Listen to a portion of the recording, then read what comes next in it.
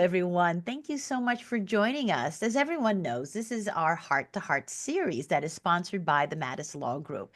This is a series that I started where I would meet people who we would love to know, that we get to meet during our lives. And I always think like, oh, people should get to know this person. And it's a great way where we could have some time to really find out what is it about this person that I think is so special and why all of you should get to know this person. So today's guest, I'm very, very excited to have, and it's been a long time coming that we have someone with these credentials and to help, especially all of our families that I've always loved helping.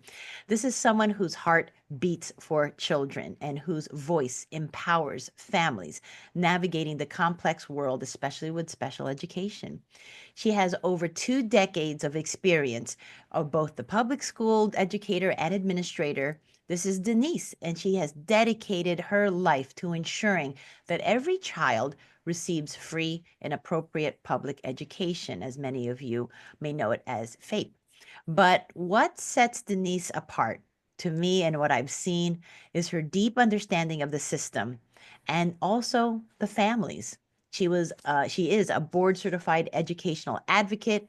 She just doesn't interpret the rules, everyone. She stands beside parents and she gives them the tools, she gives them the confidence, and she encourages them to speak up for the child.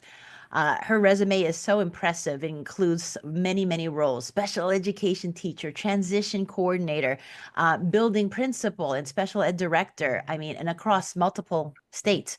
So, but at the heart of it, what I know and what I could tell is there's a fierce commitment to equity, to inclusion, making sure no parent feels like they're navigating this alone. So, everyone, please, it's such an honor to have here, Denise. We are so grateful to have you here. Thank you. Thank you so much. Thank you, Christine. I appreciate this opportunity. Oh gosh. So Denise, as I was seeing there, you've worn a couple of important hats: teacher, principal, now a fierce advocate.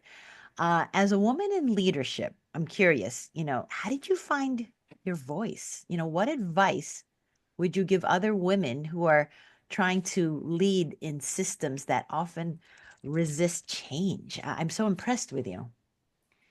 It took me a while to decide to get into education. I mean, I don't dive into things quickly. I do a lot of thinking and reflecting, which can slow the process down. But ultimately, I find that whatever I'm going to pursue, I need to understand it. I need to know it thoroughly, and I need to make sure I have resources everywhere that I can call upon because you can't know everything. It's impossible.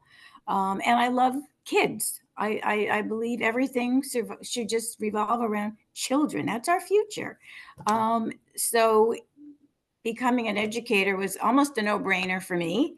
And I started with special education because I felt that those were the children that needed the most support. And I really didn't even understand how it worked. I mean, I started in New York back in, oh, let's see, it was the mid 80s. Yeah. And, there were some really new changes coming along with federal law and everything.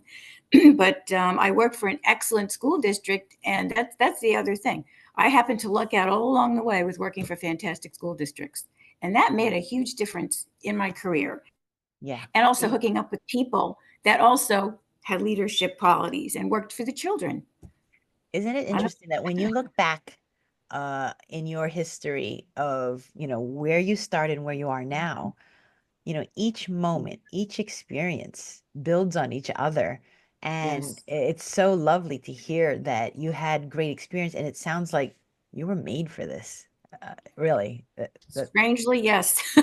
One never knows what their path is going to be. So, yeah. So, and I guess that brings me to that question, education. Was there something that influenced you to land in this area? I've always liked a challenge. I mean, I originally thought I was going to be an interpreter at the UN. I love languages. I loved education. I love learning. I love reading.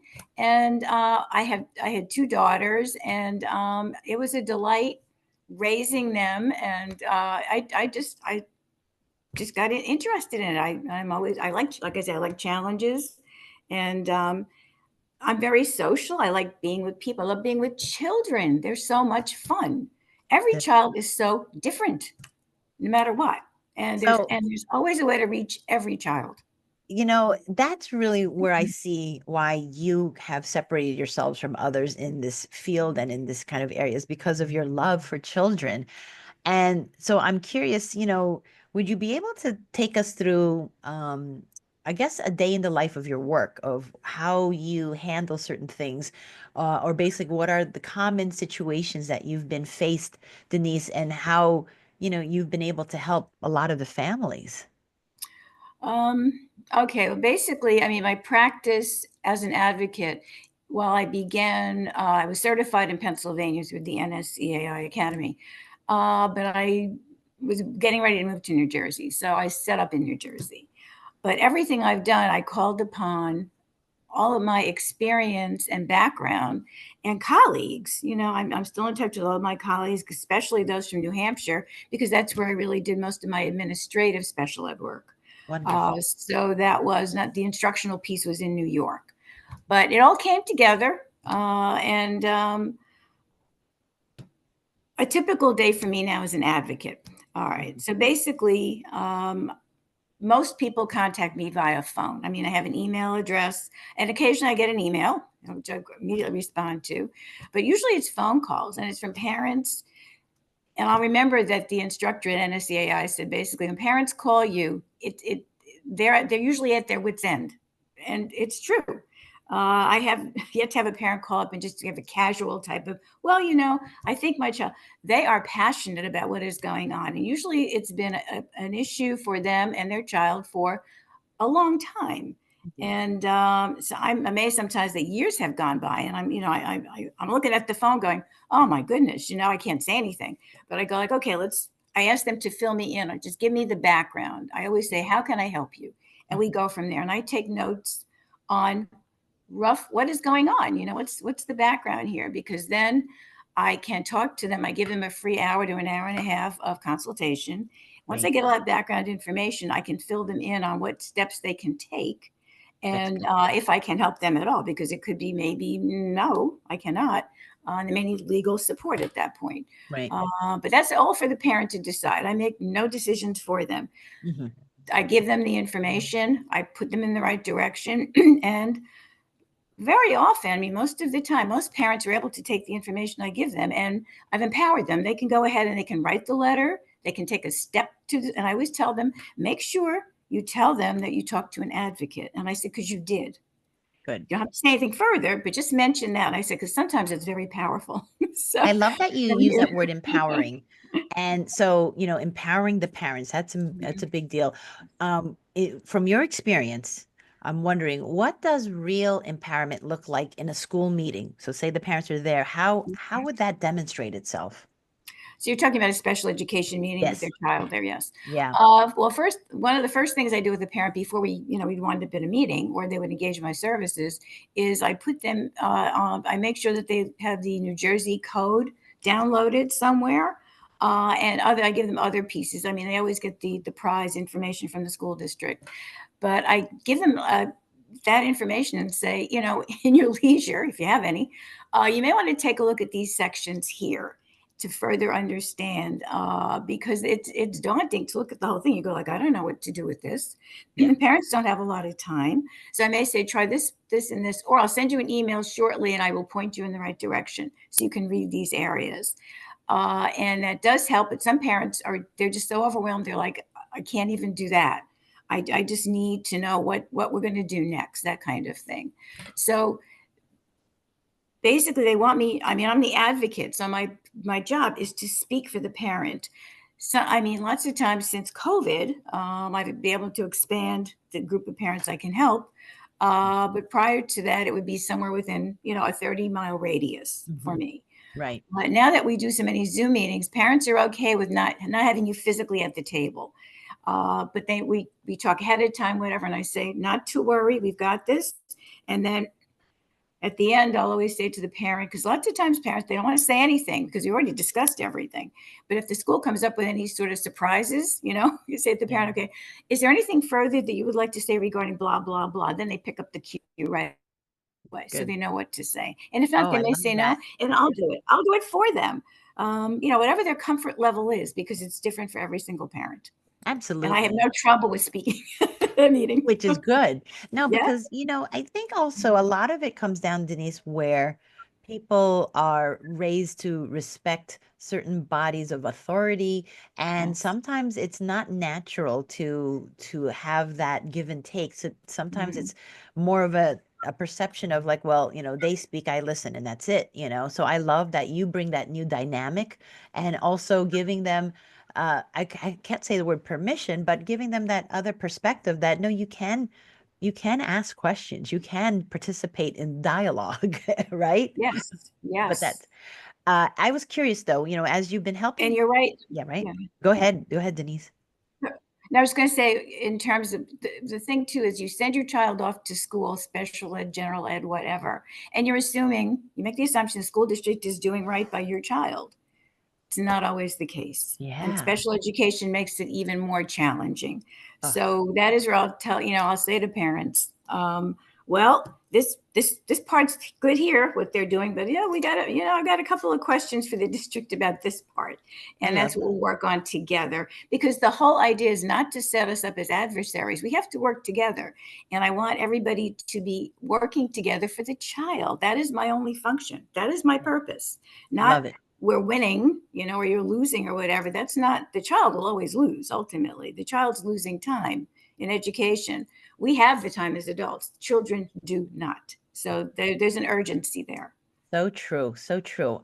So again, going back with the families you've helped, is there some common misconceptions that parents have when they attend the IEP meetings? Is there something they can do to be better prepared? Well, that's it. Such a huge range. And again, it depends on how old the child is, because I get phone calls from parents with preschool children, and I get some from parents with 11th and 12th graders, and any range in between. So based on that, if their child's been in special ed, they've been at a lot of meetings down the line. And sometimes things are wonderful for a couple of years, and then the child's either going into middle school, or usually by the time a child hits third grade, everybody better know what's going on, because reading is the huge thing. If Mhm. children cannot read at grade level by third grade, it's trouble on the horizon. And what happens in a lot of cases is they're just given, report cards, and they're just given, this is their grade level, or this is what their level is on Lexile. And the parents are like, but there's something wrong. They can't put their finger on it. Mhm. And that's the point at which I have to go over all of that with them and say, well, here's where your child is reading right now. And yes, they are behind. And this is a major, if you're very concerned about this, we need to address that, and we need to do something about that. I know I went off on a No, tangent that's here. fine.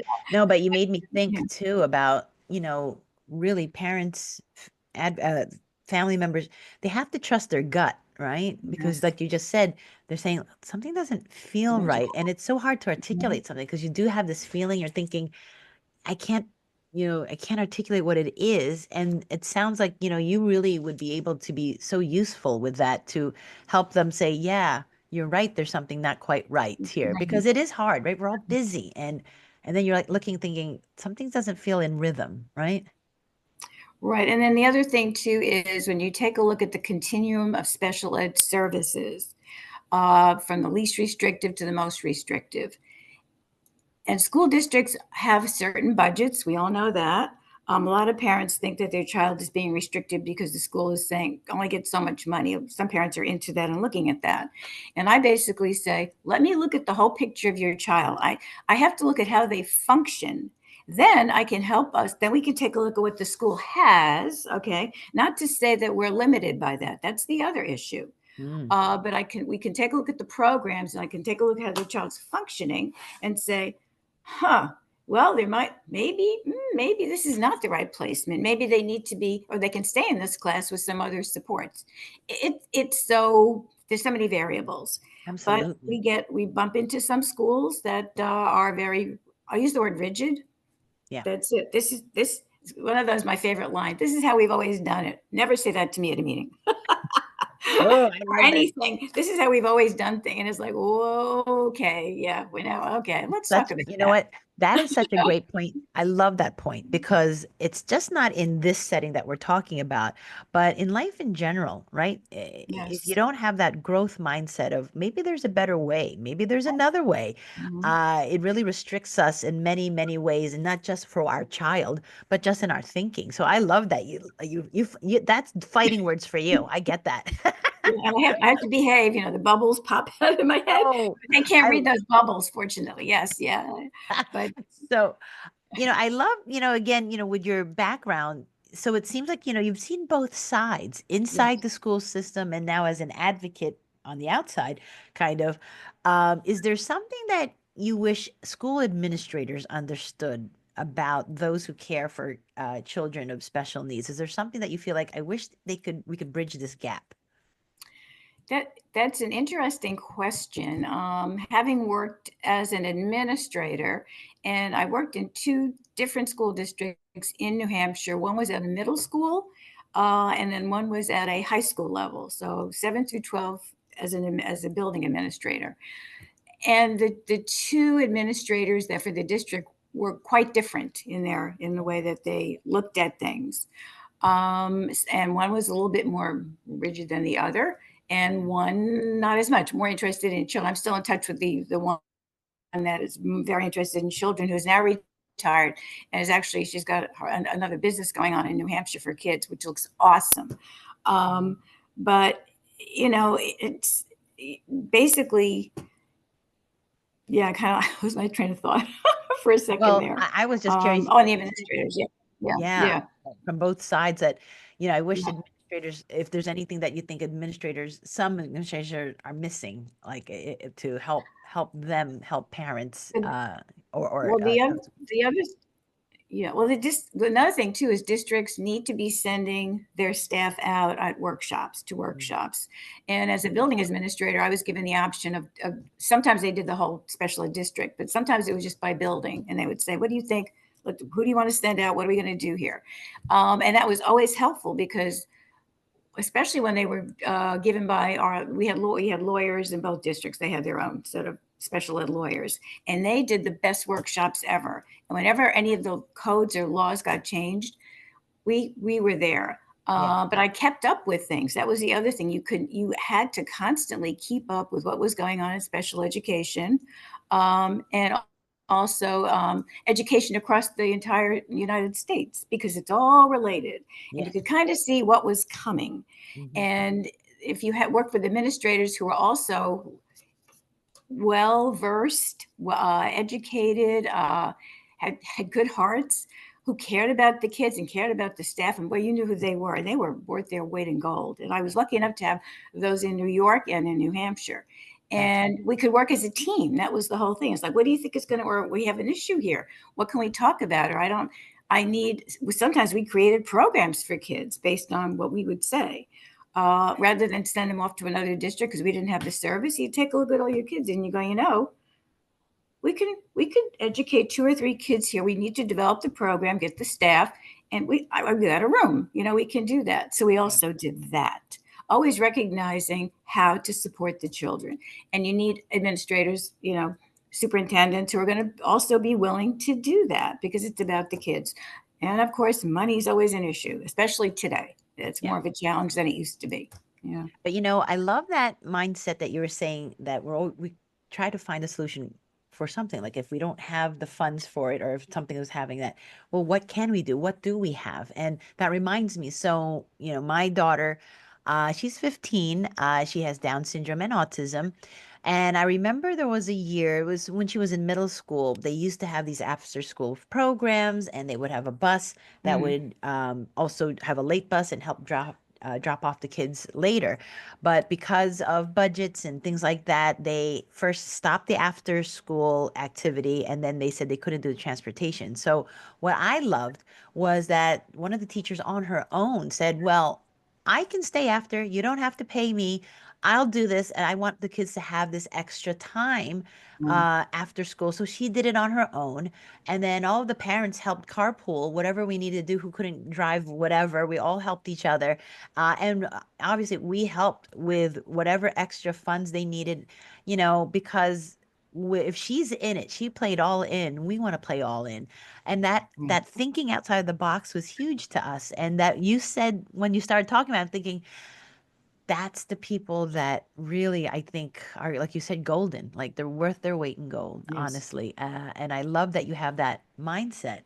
But, with everything that you've been doing and helping their families, I was curious, Denise, what do you do to take care of yourself emotionally when you're helping people who are fighting hard battles every day? What do you do to care for yourself? Well, I mean, I sit back some days and I just sigh and I go, "Oh, I don't know how they do. I just reflect on how on, and for year, forever, sometimes children are born, and this is it, as you know, and how do they get through it? And I'm thinking, boy, if they can get through it, my job's a piece of cake compared to that. Well, I can eat, I can do this, I can absolutely help them.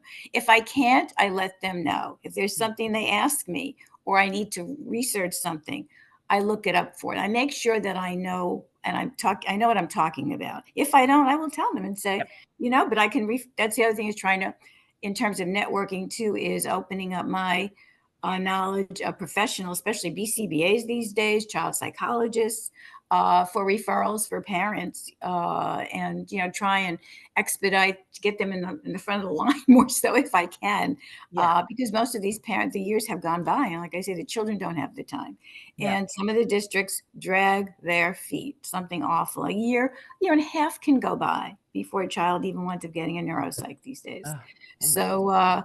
and then you have the meeting, and then oh yeah, whatever. So you know how it is. Yeah, But it's so yeah, it's challenging. so frustrating. Yes, yeah. So I Now, mean, I read a lot. good. I'm a gardener. I got my two daughters and my grandchildren keep me busy. That's They're great. one's in the state. One is actually just finishing up law school. She changed her career. Wow. COVID influenced her because she was doing something, and I'm going like, she's kind of wasting her life, but I wouldn't say anything, of course. And finally, she goes, Mom, I think I'm going to go to law school. And I'm like, Love yes. it. So Love it. I she's love it. finishing in a couple of weeks, and the other daughter is a doctor, and she's a neonatologist. Oh, that's great. So I have a lot of resources to talk You to. have a lot of, I love that. But that's just also, just a reflection of your drive for education, your drive for knowledge, your drive to helping other people. That's just so evident here, which I love. So, Denise, I was wondering, if you could give one message to a parent who is feeling alone, who's feeling discouraged right now, what would you say? Basically, the schools have resources. I mean, we have the CPAC groups. Hook up with other parents, because that's the first place, because you think you're alone, and it's such a challenge. And each child as I say, is unique, but the parents struggle. That's what will unite parents, and also then getting to be somewhat familiar with the school is not a bad thing. Going to certain committees and meetings, and I tell them, check those board minutes every now and then. Just take a look at what's going on. They're twice a month, and become familiar with what's happening. And then parents, staffing is a huge thing. There are certain staff members and teachers that will be far better for your child, perhaps, than another one. It's, as we know, educate. It's so complicated. It really is. And having been a principal, I know what happens if everybody wants the same teacher. Okay, you got to work on that one.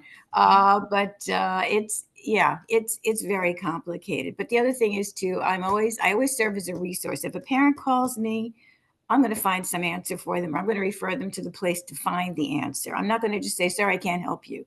I Mhm. have never done that. Right. And if I say, if I can't help you now, give me some information. I'll give you a call back, or I'll send you an email. So whatever. And lots of times That's I one don't of the, hear back from the parents, but it's okay, because I know I sent the message out, and yeah. hopefully I helped them. And So that's one I'm of the not. things too, right? I mean, I think that also comes with maturity, when I was younger, and just learning this profession, it was I felt funny saying to someone I don't know, but as Mm. I grew older, it's not that I feel funny, but it's also a priority and a responsibility to say, well, that's new. I don't know about that, but I will find out. And like you Mhm. said, we will find resources to help you get that answer because I Yes, think it's more of a disservice to say you think you know what it is and you don't, and you don't. it's just a big mess, really. Yeah. Why do that to yourself? I always tell people I like to sleep at night, so Yes. if I don't know it, I'll figure it out. I don't want to say one thing and it doesn't make sense. Right. So Denise, how can families find you? What's the best way they can reach out to you? We will put all your information in the when they look up, when we have this interview together. But I was curious if you want to chat with people right now who's listening, what's the best way they can reach you? Well, basically, I would say call. I'm not always available, but I got a message machine, and I will get back to you, or send me an email. So either way, I have a website. It took quite a while to develop the website because it's a very complicated process. That's another thing. Technology, oh boy.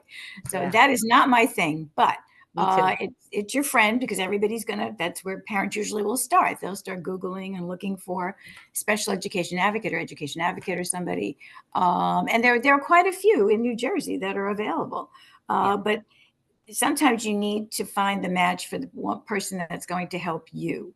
And there are a lot of factors there too. So, and I understand that. So when a parent calls me, I'll give them all the information I possibly can. And then the ball's in their court. It's their decision. I don't call them again. I don't bother them. I don't, whatever. But I say, if you need anything further, let me know.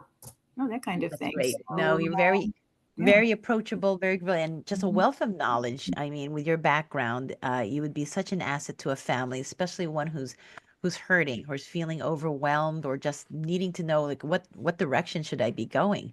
So Denise, I thank you so much for spending this time with us. I really appreciate everything. Thank you. And gosh, what an honor. And everyone, please reach out if you have questions. We'll be putting all of her information in and you'll be able to reach out to her directly. Thank you, everybody. Thank you for Thank you, joining. Christine. I Thank enjoyed you. this so much. Have a good Thank day. you. You Thank you. too. Bye bye.